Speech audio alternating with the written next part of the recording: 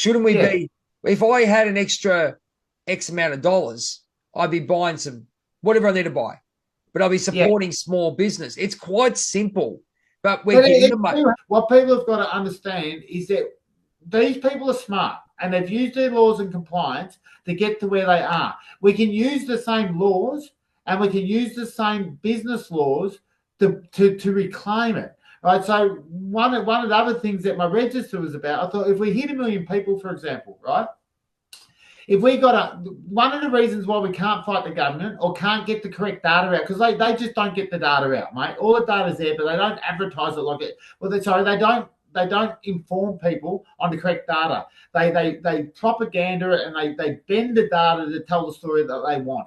All right, so when we can get that data out in its raw form and tell the real story, that's when the people are going to rise. Now, the reason why we can't do that is because you and I are trying to pay for our livelihood, right? Because if we're doing this, it's on our outside time, right? So we can do an okay job, but we can't kill it. So I thought if we got to 1 million people on our register, what I'd say to everyone on the register is once we get to 1 million, everyone puts in $100.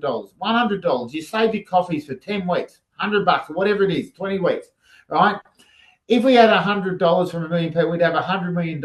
And the first thing we do is we hire a business lawyer, a common law lawyer, a business analyst, a data specialist, a political specialist, a project manager, a construction manager, a business contract writer, right? And what you do is you get the best in the country, because I know that the people that don't like what they're seeing, there's more capable people on my panel than in a political party, I believe, right? Because we build and produce, right? They don't. Right now, I know that there's even smarter and better people out in the community that are smarter and better than me, right? And so if we advertise for those roles and then said to those people, we'll look after you for 10 years, you're going to be a government watchdog. Every time they print data out on a windmill, like on a wind farm, and they say that it's zero or whatever, we're going to go and do all the concrete calculations, all the data calculations, all the energy calculations, and we're going to advertise the real data. Right, the real data. Right, so be like government watchdog. So you pay them to be like a people's watchdog. The other 70 million bucks, and you keep investing. What you do is you go and speak to farmers, and you get their contracts.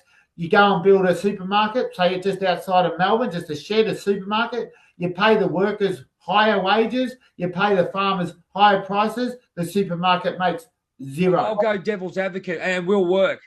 Yep. The main thing I find, and I think it's brilliant. It's the one thing you say is bring everyone together, and that's the most important thing. Yep. The problem we have in this country, and my coach JT Fox says this, it's the tall poppy syndrome, which has been embedded in our culture for the last 15, 20 years. I'll tell you, I'm going to do. Oh, why are you doing that? Oh, yeah, whatever. Put you down, or go, I could do better, or that's no good, or that's not about me. Because of the fact we're in an egotistical, one-sided society in some ways, where we're actually tunnel visioned and understand that selfishness is basically a negative word.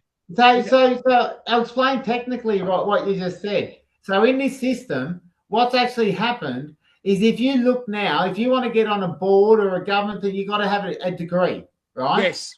So what's happened here, because like I've run a business in an engineering world, right? I don't have a degree, but I've run a very big business in engineering world. I do a lot of engineering design.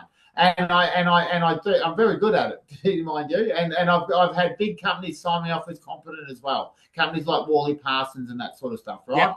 And so what I've seen, because it doesn't matter, you can either do it or you can't. It's pretty simple. Like it's real or not. This is life. You either can do it or you can't.